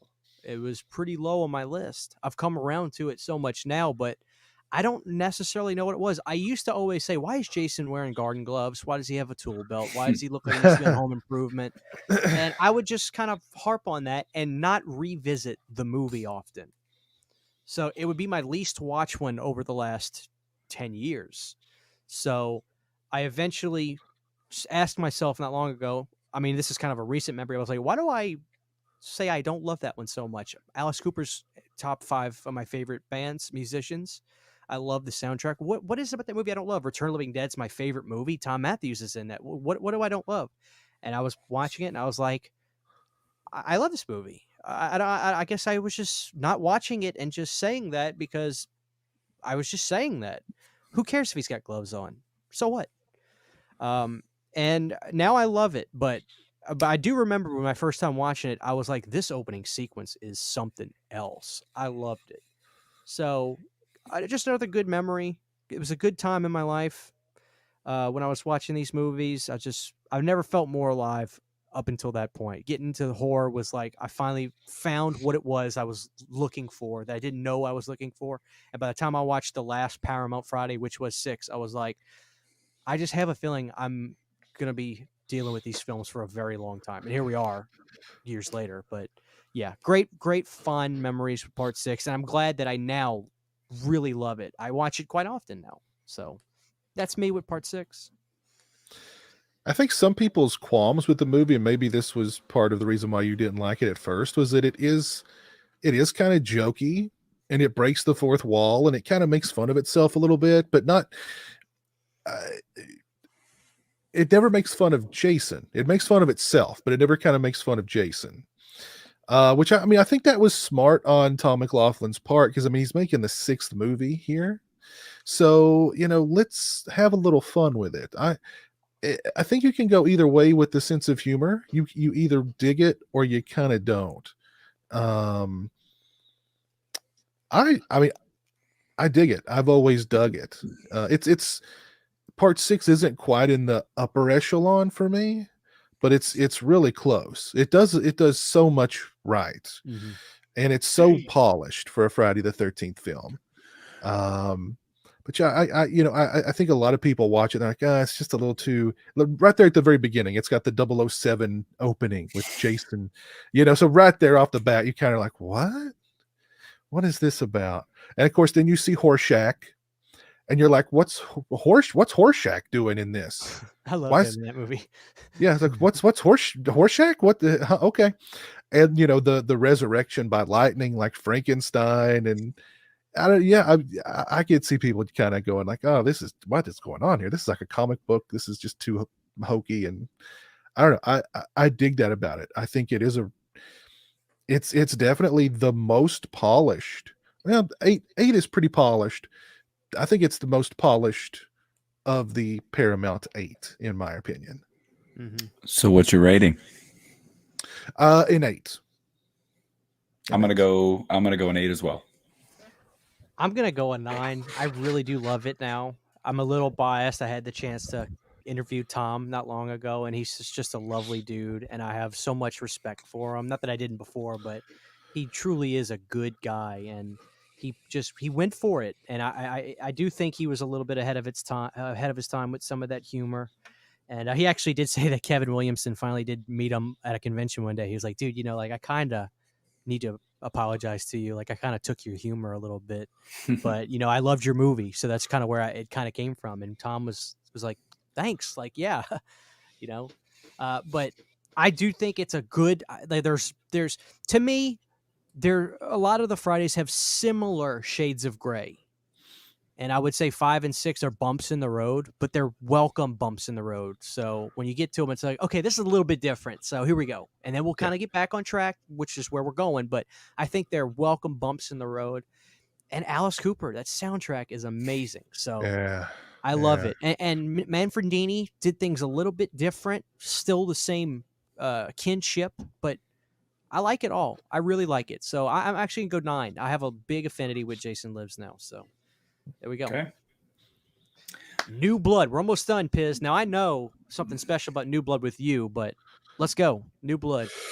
New Blood, that was the very first Friday the 13th I ever saw. At that point, all of the big horror franchises were off limits for me. If I wanted to rent a movie at the video store, I had to take my mother the box. She would have to peruse it, the front and the back, to make sure it wasn't too, you know what I mean, like it wasn't going to warp me or anything like that. And there were a lot of movies she said, nope, you're not renting that. Nope, not renting that. Not renting that. And Friday the 13th, Nightmare on Elm Street, Texas Chainsaw Massacre, a lot of those were just completely off the board. And my stepfather came in like a hero one night with the VHS. And I remember my mother objecting kind of mildly. And he goes, it's just a movie. The kid wants to watch the movie. Let him watch the movie. So my stepdad will always be a hero just for that alone. And like, I just remember like holding the tape and seeing the title on it. And it was like, Indiana Jones and it's like I'm holding the goblet. You know what I mean? Like, I I would love to watch myself watch that movie for the first time, because I'm sure my eyes were just saucers. I'm sure there was a huge grin on my face the entire time, just because it was Jason. Like, I probably had no idea. What year would this have been? 88, maybe 89, somewhere in that neighborhood. So I was 8 or 9 years old at that time. But yeah, that was my intro to Friday the 13th. That movie will always have a special place in my heart, because it was the diving board that I really started. It was the starting point for my love of that series that's lasted for all these freaking years. And my stepdad came through like a hero. He said, it's Beautiful. just a movie. He wants to watch the movie. Let the kid watch the movie. What if There you that go. day hadn't happened, Piz? Uh, It's hard to that say, huh? day, yeah, it's hard to say. I mean, that day would have eventually happened, I'm sure. It would have happened later on, but yeah, I mean, that was I remember that night fondly. And I remember holding that tape and looking at that title and just being like, "Oh man, this is like, This is it. it, this is it. This is it all starts this, you know what I mean?" So, yeah, that yeah, very special place in my heart, that film. Beautiful, beautiful. Nick, what about you? New Blood. A New Blood. My first memory about this movie is that about a half hour in, I turned it off. I remember same guy, Matt Tommy's house. We're watching it. He tells me, he warns me before, hey, this one's really different. Like, I don't really like this one. Hey, let's pop it in. Let's watch it. About a half hour in, I'm like, no, nope, I'm not about it. I went back and rewatched it when I was 16 on Stars at like 2 a.m. And dude, I don't know what it was, but I just dug the hell out of it. I mean, first of all, I think the thing that stuck in my brain from the first time I watched it was you literally just went from "I hate you, leave us alone" to "No, Daddy, don't fall in the lake and drown." I was like, that's quite a shift. But so that stuck with me. But I just remember turning it off because I didn't like it. And then when I went back and rewatched it, I feel like the ending loses me a little bit. Every time I watch it, I feel like the ending doesn't Mm. really hold me. We could But talk about that afterwards, but yeah. yeah, but up until that point, yes, like I really enjoyed it. But yeah, my first watch, turned it off. I wasn't a fan. I've grown to enjoy it more as time has gone on, though. Mm. All right, so I have it's not my earliest memory, but it's the one I want to share.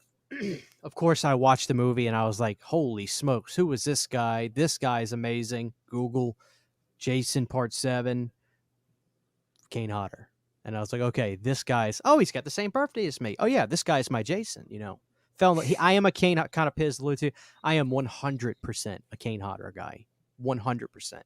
I think Ted White is the most like magnanimous on screen, the most feared Jason, but I am a Kane Hodder guy, you know.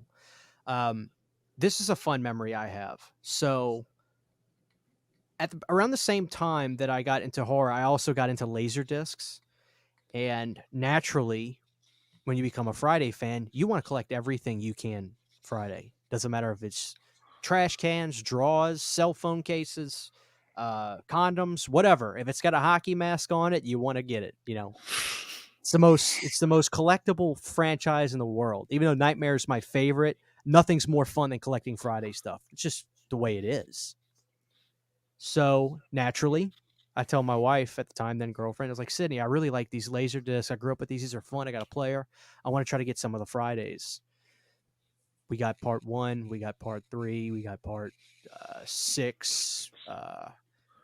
We never saw 7 online till this day. It's hard to find. Part 7 was the most hardest to find laser disc from the Paramount tapes. The gods bestowed upon me a gift of all gifts. I was getting ready to take my NCLEX for nursing school.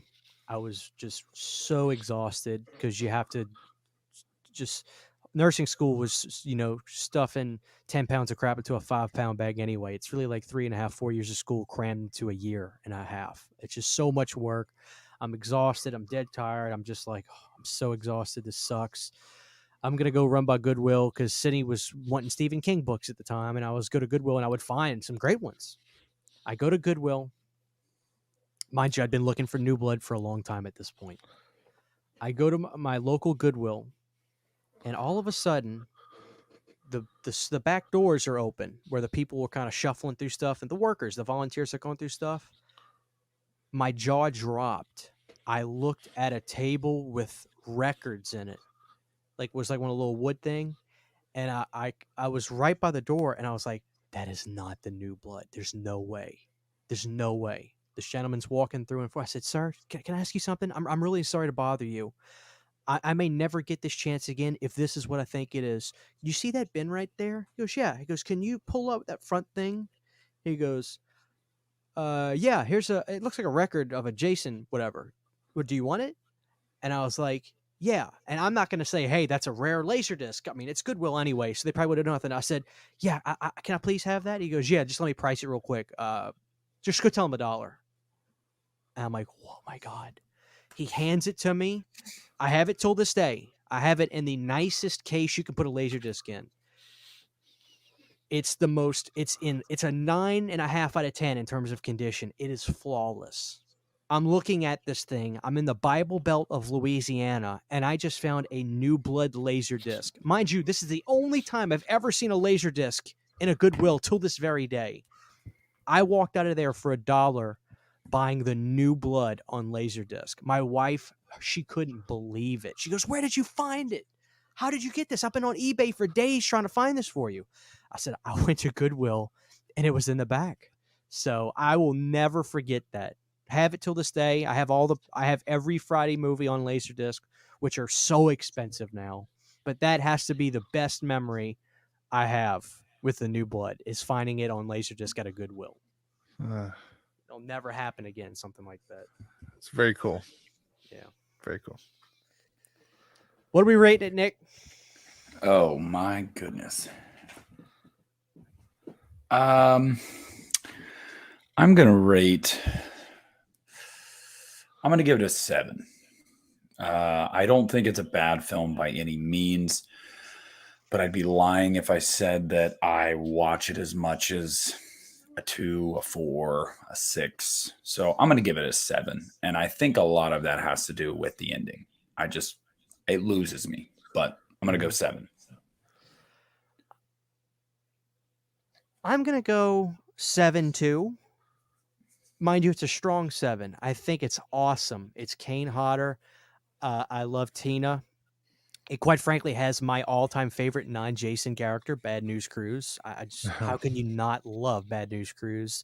The problem with the movie is not anybody's fault except the associate producer, Barbara Sachs. She neutered and ruined the film. Because I know what it was and what it could be, and the ending that you're talking about, you were supposed to see a decayed father come out of that lake. He was supposed to look like a zombie and destroyed and bones hanging off of him. That's what was supposed to happen. That would have been way better than seeing a guy who looked like he tripped into a pond and just poked his head out 5 seconds later, which is what happened. I have to give it a 7 because of that. I hate to hold it against it, but the fact of the matter is, I know what the film was supposed to be.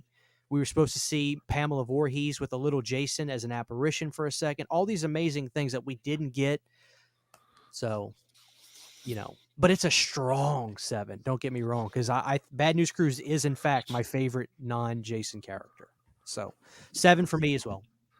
Uh, Go ahead, Diz. Terry Kaiser's the man. Terry Kaiser's the man. I'd give it a 7 too. There's a lot of things I like about it, but it has its shortcomings. It has a lot of shortcomings, but there's, I love Tina. I had a crush on Tina for a long, long time. I love Bad News Cruz.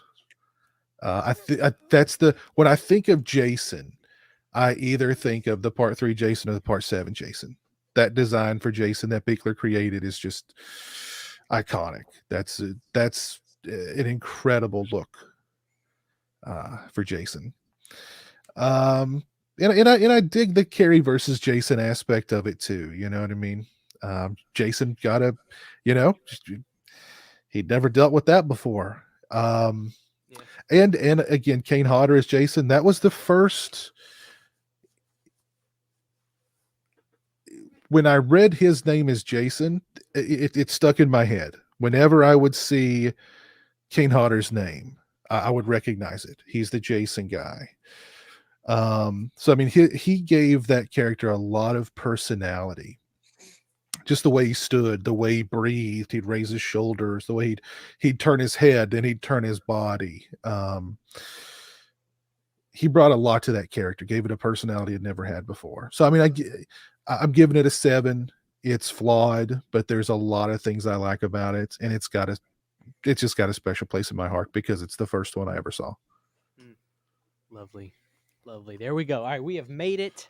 Piz, it is officially Sunday night. You have just finished binging the Fridays on TV. You got school the next day, but we're about to settle in. I may be telling your childhood memory right now, but we're settling in for the last movie before school the next day. Friday the 13th, Part 8, Jason Takes Manhattan. Let's go. Yeah. What do we have growing up with Jason Takes Manhattan? That one just that movie fills me with a lot of bittersweet memories. Like you said, it was always the capper of the USA Up All Night Marathon. So at the end of toward the end of the day on Sunday, that would be the very last one they'd play.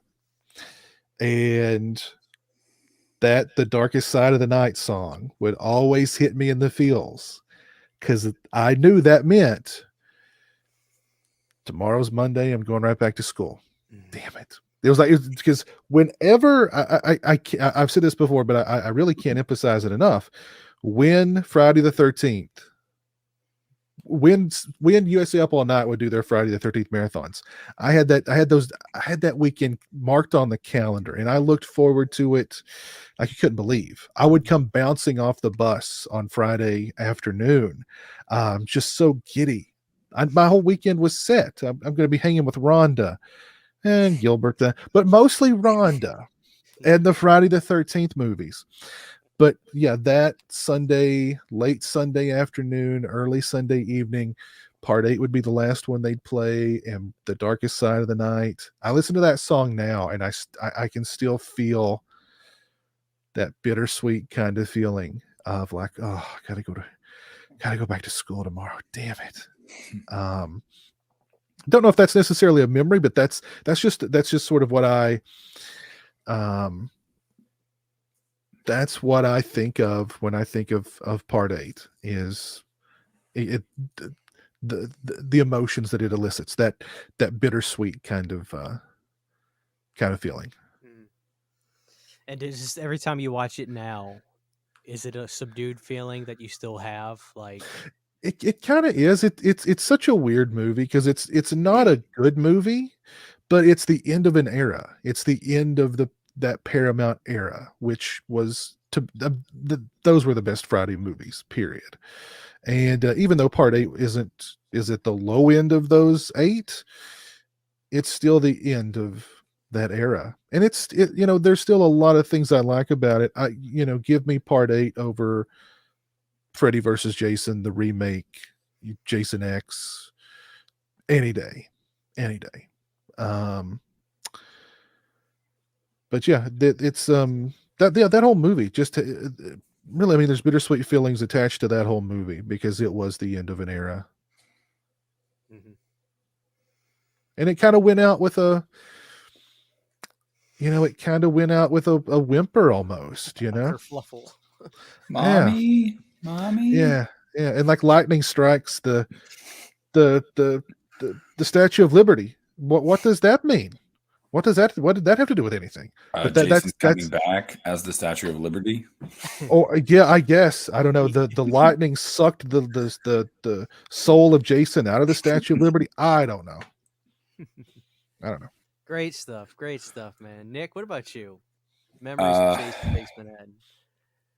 I remember my memory of Jason Takes Manhattan, my first memory, and I know this is like a running joke about it, but I remember watching it. Same thing, probably 16, and I was like, takes Manhattan or gets to Manhattan in the last 20 minutes. And I know that's a running joke with the movie. But I remember being so bummed because I was like, we've seen this dude in isolated areas slash up teenagers. You market it as Jason Takes Manhattan. Oh, I heart NY. Like, let's go. He's going to be in New York and he's just going to be on the loose. And it's like, no, not really. And then even when he gets to New York, like, oh yeah, a couple thugs in an alley. And then we just end up in the sewer. So he doesn't even really take Manhattan. I mean, it's a gripe of mine, whatever. It's a gripe of everyone's. I get it. But that's my first memory. It's just being like, You bastards with your marketing. Um, but yeah, that's what I remember the first time I saw it. Again, same old for me. I'll never forget. I brought home Jason Takes Manhattan on the deluxe DVD. I'm looking at the back of it. I was like, oh, this one looks cool. I can't wait to watch this. And I watched it by myself on a hard day after work one day. It's a weekday. I get home, eat supper with the family. I'm like, Mom, I'm going to go watch my Jason movie. She goes, all right, talk to you tomorrow. Going to bed. And I remember watching Jason Takes Manhattan. And I was telling myself, I was like, God, this one is so freaking 80s. It's not even funny. But I'm a big 80s music fan, things like that. So, I mean, it's great for me. But as I'm watching it, I'm telling myself, I really like this, but like, I don't think I can tell anybody I like this. I had that kind of thing, but I still love it. And, I have similar stories like Piz, obviously not the USA type of stuff, but, a lot of I remember, I'll never forget, it was Halloween one year, and before I moved out of my parents' house, I was in school. They had him on Sci-Fi, and it was the same thing. They were playing him through a weekend, and me and my dad were watching Jason Takes Manhattan, and I was like, well, tomorrow's Monday. It's the end, but it's so significant. It's the end of the 80s. It's the end of the Paramount tapes. It's the end. To me, that Jason Goes to Hell, that's a whole nother Jason. That ain't the same guy. That's a different world, okay? Jason died in part 8, and I like the ending, okay? I do. It's ridiculous, but the whole movie's ridiculous. Like, why should the ending make sense? If we got a boat, a cruise ship to the ocean, why should it make sense? What the hell? So I think the movie stays in line with itself, if anything. Ridiculous, but I love it. I loved it from the beginning. And The Darkest Side of the Night, I mean, I love that song. It's a weird song. I remember just trying to figure out how to play the song on guitar and figure it out, because I'm pretty good at learning stuff by ear. The song from part 4 wasn't a problem. It's pretty straightforward. Darkest Side of the Night is so eclectic sounding. It's so wide sounding. I'm trying to listen to the guitar and figure it out. And it wasn't till literally recently that I managed to get the vibe of it, at least with the bass part. So I managed to do like a snippet of it, but in terms of doing the whole song, I'm still struggling with that. So that's something I love about that song, is I still can't really figure out how to play it, because you can't really listen to it and figure everything out. That's so amazing to me. I love the song, love the movie, and I loved it from the start. But I knew it was ridiculous. But it's like, how can you hate Jason Takes? How can you hate it? You're like, why are you picking on it? It's Jason Takes Manhattan. It's part 8. Okay, look at Resurrection by I was just comparison. about to say I'll that it's better than Resurrection. Okay. I'll take that 80s Jason Takes Manhattan over Resurrection every day of the week, twice on Sunday. So Yeah. All right, Piz, go ahead and just give us your rating right now. A 7. I can't go below a 7 with any of the Paramount 8. And I don't know. My heart almost wants me to maybe give it an 8, but it deserves a 7. There's a lot you could pick apart about the movie. There's a lot you could pick apart about that movie, but I don't know. I think some of its flaws are just kind of, yeah, Jason can teleport now. Um, you know, uh, yeah, what's with the girl swimming in the lake and young Jason's trying to drown her? Like, when does this when did that happen? Like, does the spirit of the young Jason just haunt the lake? Um, there's a lot of head scratching aspects of that film, but all those together just kind of, I don't know, they kind of make the movie a little endearing to me. They're charming, I guess. But yeah, for me, it's a 7. Well, Piz, don't feel bad. I love Halloween 5, and that's one of those movies. That's like, you watch that movie and you could pick that thing apart. You can make a night out of picking that thing apart, but it's just endearing to me. So, but yeah, for me, it's going to be a 6, and I will say it's mostly through no fault of its own.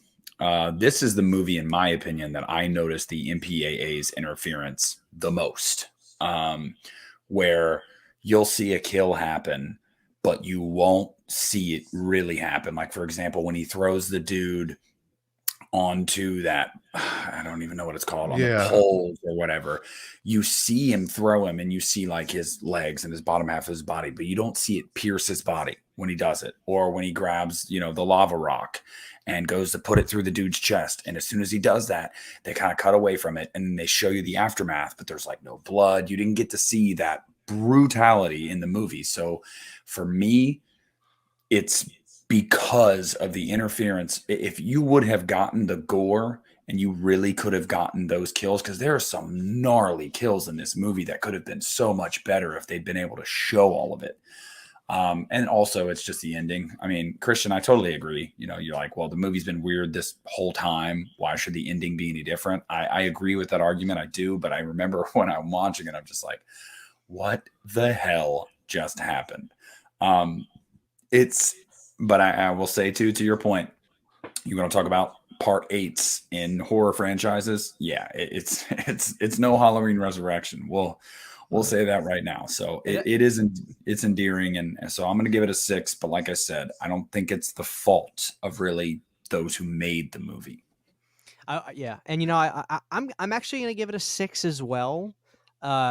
Just because I don't want to give it. I completely understand what Piz is saying. I mean, part of me is like, I love it so much. I'd take a bullet for that movie. It's a 10. Like, there really is that part of me that says that, but trying to be a little bit more on the analytical or critical side of it, like, I'd have to say that The New Blood is a probably better made, more cohesive movie. So I don't want to give it the same rating.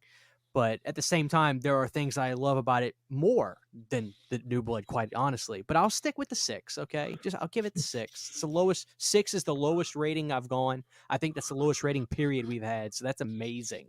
Not that I'm surprised, but yeah, had we talked about Goes to Hell and Jason X, this would have gotten pretty grimy, because I would have gone lower than 6. I'll tell you that. Yeah, and maybe one day we'll get there. But being that Paramount, I just think ending on Jason Takes Manhattan is just perfect, and because it's like Piz said, it is so symbolic. So I'm sure if you're listening to this podcast when you got to part 8, you were probably saying to yourself, "Here we are. We're at the end of the show. This is it. Yeah. This is Jason Takes Manhattan." And I mean, you could go without Goes to Hell and Jason X anyway, because they don't really follow that linear storyline. All of a sudden, Jason's fine and he's alive and they blow him up. Like, no, ignore those 2 movies. And, you got the Paramount tapes, and then you have Freddy versus Jason, and you have the remake. And the other 2, they didn't happen. It didn't happen. I just, I prefer to think that the New Line movies are their own universes. They're the what if. Clearly, what if movies? What if Jason was just a body hopping slug? What if Jason went to space? What if Jason fought Freddy versus Jason? Or what if Jason fought Freddy? That's what kind of movies those are. Every comic series had their what if spin-off. That's what the New Line movies are to Friday the 13th. And I didn't even realize until I rewatched Goes to Hell last night that the Necronomicon's in it and the Kandarian dagger. And then I read that the filmmakers were like, yeah, that was our way of saying that Jason's a deadite. You can take that if you want to and run with it. We weren't allowed to like legally say that, but yeah, that's pretty much our way of saying he's a deadite. That's why he keeps coming back. Yeah, Nick, I don't know if you, being that, I don't think you have that, the Scream Factory set. Probably not, right? You don't have that one? No, but I will tell you, after rewatching them over this past week, because I knew what we were going to be talking about tonight, I am purchasing it. Well, let me tell you something really quick. And Piz is on the damn box set, but the price on it right now, look, Paramount's coming out with an 8 film set, and I'm a glutton. Okay, so I'm gonna get it because I'm a sadist, but don't wait for that. If you spend, that thing's already like $80, okay, and it's gonna have 4K scans on the first 4. But if you go ahead and get that Scream Factory set, not only do you get every movie, you get so many special features, and the set. I mean, look at it. Don't just get that set, because I really think by the time the Paramount 8s get re-released, that Scream Factory set's going to start going away. Yeah, and I totally agree with that. And I probably will get the Scream Factory. That's what I actually was looking at today on Amazon. But for me, it's like, after Takes Manhattan, I don't really find much enjoyment in the next installments. I just really You don't. will. You'll And come around on Jason Goes to Hell. man, You'll come but around. I hate that remake. I really do. Every character, I just want to punch in the face. Um, so, but you know, it is what it is, man. I'm excited to own a set of it, and I'm gonna get a set of it. But yeah, the New Line movies, they're something else. And I mean, I'm sure for Piz as like a a hardcore Friday fan, I'm sure going back and rewatching those or even just having to talk about them sometimes might give you PTSD because like I've watched your videos and I know like you're not a big fan of those either. And I respect that because I thought maybe, I remember when I watched you talk about the remake, I was like, he's gonna love the remake.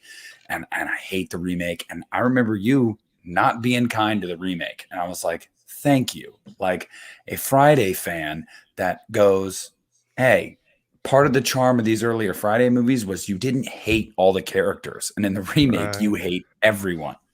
Yeah. Yeah. Yeah. Yeah. Yeah. I mean, you pretty much nailed it. That I don't know. The remake to me does, I mean, it does a few things right, but it just seems like such a hollow, soulless kind of movie. I don't know. You can tell Marcus Nispel's heart wasn't in that movie at all. And Nope. it shows. Hey, I've told Christian before, maybe our grandkids will get another Friday movie. I mean, who knows? We might not ever get one, but let's hold I out think hope we for our will. I grandkids. think we will. I think we will. We'll see. We'll see. At this point, it's just a pissing contest at this point, and it pisses me off. I mean, it's just at this point where I'm like, you guys know what you're doing to the fan base, and you don't care. Like you Yeah. don't care, and it's It's all frustrating. about that. Yeah, it's all about that money. But look, guys, this has been amazing. Well, we're knocking on 2 hours. We need to wrap it up. If you're listening to this, you've got things to do. We've got things to do. But this was amazing. What a trip down memory lane. This was Crystal Lake Memories with Pizowell. And Piz, we're gonna leave it to you. Final words to the people listening. Oh, geez. Well, first off, thank you for asking me to come on and talk about the Friday series. Anytime I get the opportunity to talk about those movies, I'm all for it. It's because it's like reliving. I mean, it's like reliving your youth a little bit. It's like reliving some of your fondest memories, and more fond memories spring from those memories of a simpler time. And so yeah, anytime I can relive those memories, I'm all for it. So thank you for inviting me. And I love this franchise very, very much. It means a lot to me. It's my favorite franchise. And I don't know, there's just something about every entry that I don't know. I've often wondered, like, why is this series so beloved? And I've asked a lot of people, and everybody gives a different answer. And I guess it's because there's just something for everybody in those 8 movies, particularly the first 8 movies. So, but yeah, I just love them. There we go, people. This is the You Need a Horror podcast with Christian, Nick, and the legendary Pizowell. Y'all have a great rest of your day. Yeah. This has been a production of the You Need a Horror podcast. You need it, we got it. Thanks for listening.